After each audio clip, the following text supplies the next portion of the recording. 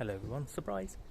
It's me, it's my first video with me in front of the camera, and I thought instead of seeing my ugly face, why don't you see one of my favourite, most reliable executive bargain 4x4s.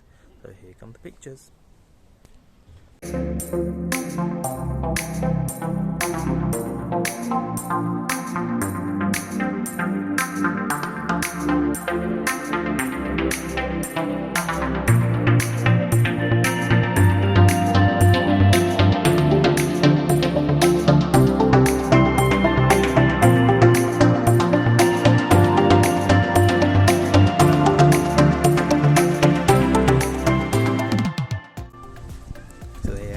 Nice beautiful car, isn't she?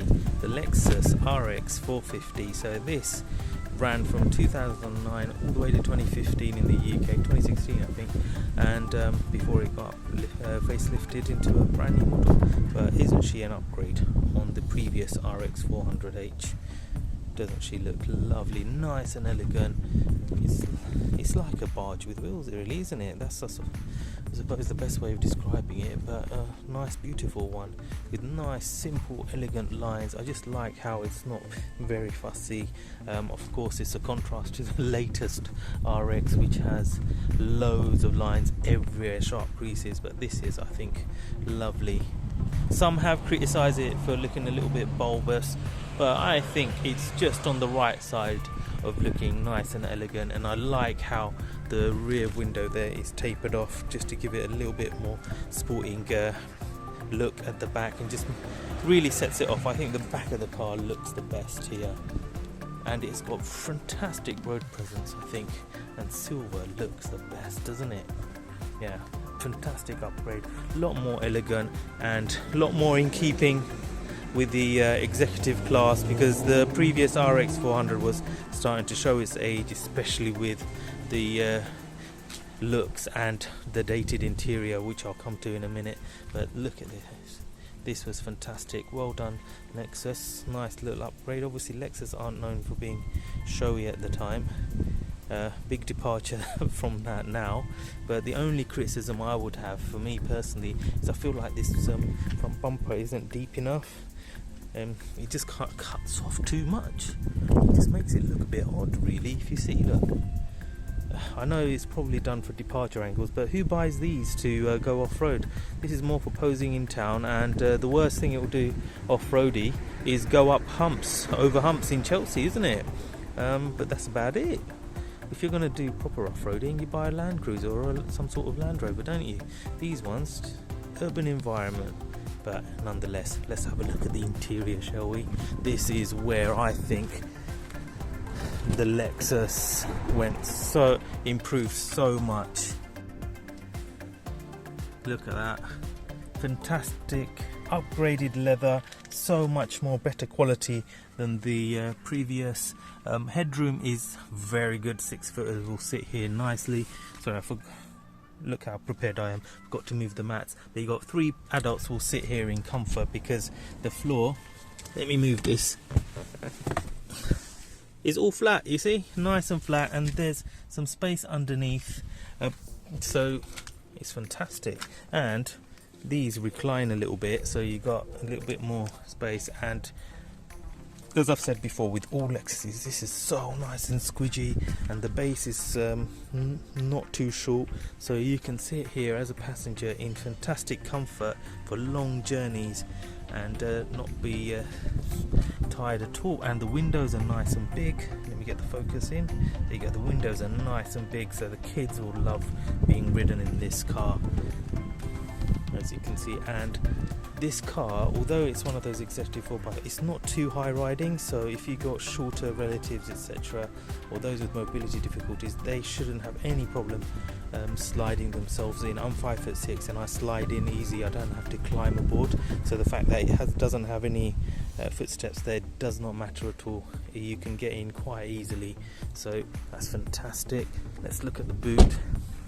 This has got an electric boot, but I'll just open it manually for the purpose of our video. And so it's not the biggest in the world in its class, but it will do, I think. Because of the hybrid unit, that's why the space here is a little bit more compact, but you've got a flat load bay, easy to get things in and out, so you can't say fairer than that really. And of course, because of the swooping roof line there, it impacts on how much storage you have. Let me just press that and close it back down. Let's have a look at the interior. Check this out. Look at the interior. What a absolute day and night difference from the previous model, eh? Look at that. Fantastic. Of course, like the previous model, super comfortable seats, electric everything. Of course, the buttons are all the same. You see Toyota Group buttons and switch gear, but otherwise it's fantastic. Keyless entry, memory seats, Lexus hybrid design.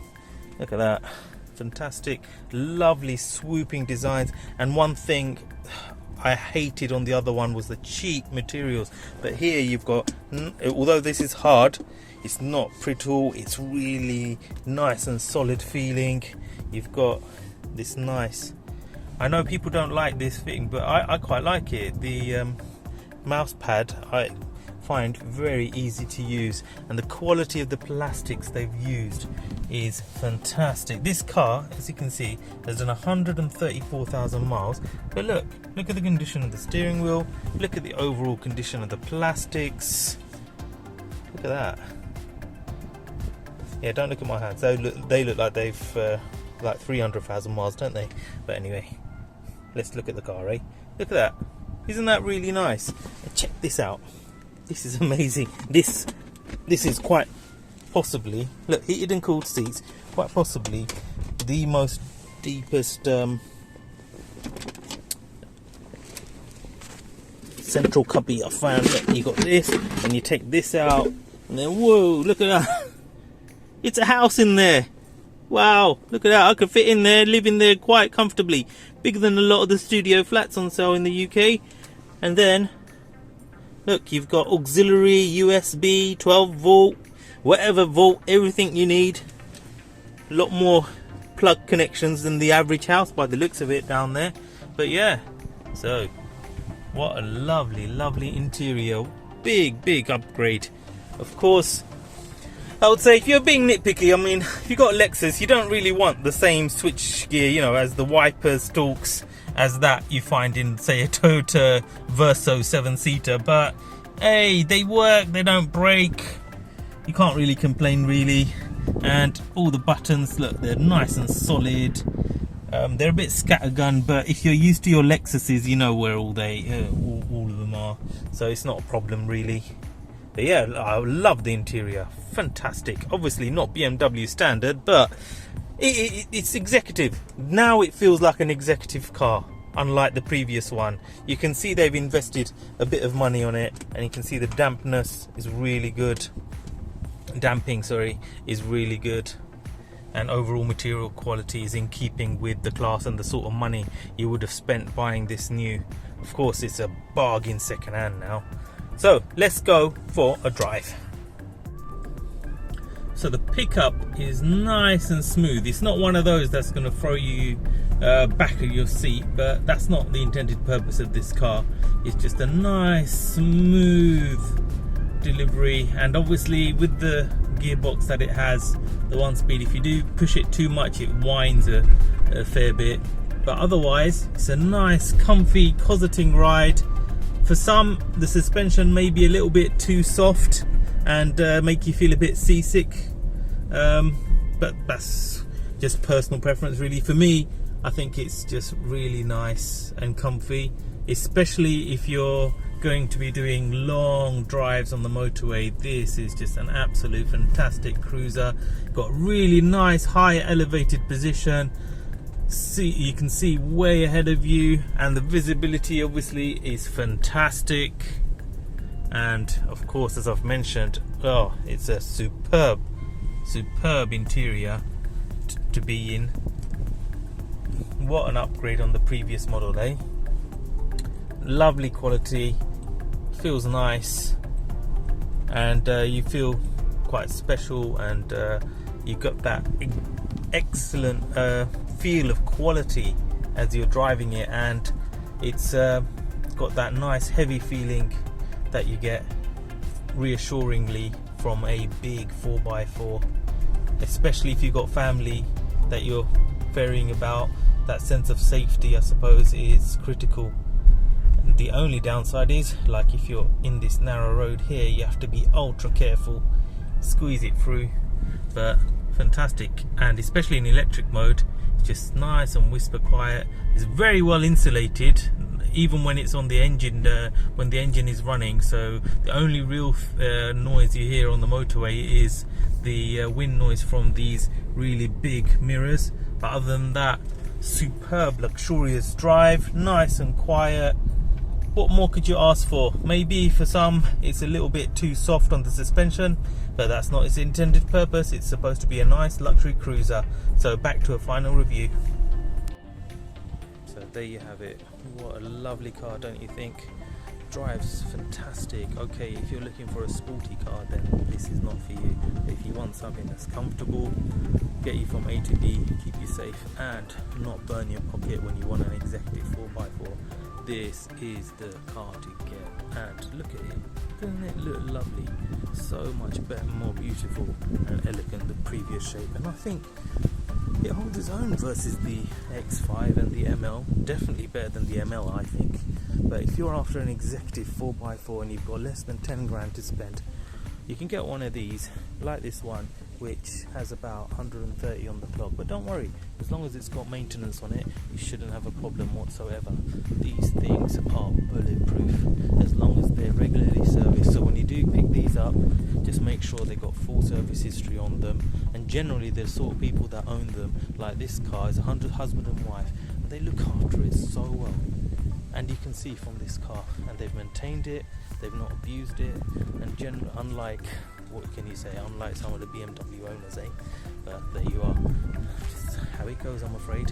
But yeah, if you want something reliable, cheap to run, my number one recommendation at this budget point is this car. If you want something a little bit more dynamic in terms of driving, and you can afford the running costs, then obviously go for the X5. That is the clear winner in the class.